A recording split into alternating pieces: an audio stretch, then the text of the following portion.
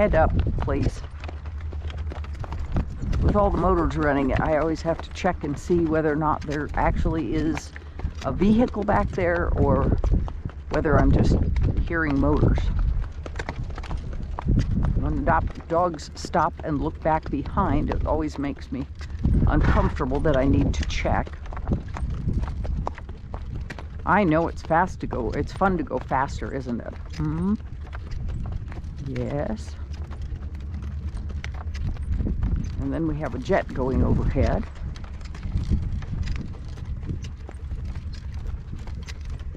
In December, I slipped and fell, and I pinched a nerve in my back.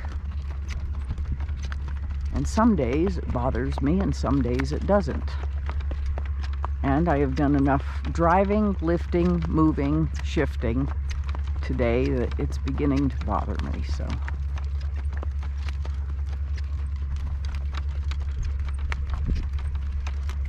No, we're not going in the ditch. In about another week, you'll be ready to try out the playground. It's your brother's favorite place to go. Yes. No traffic, no traffic.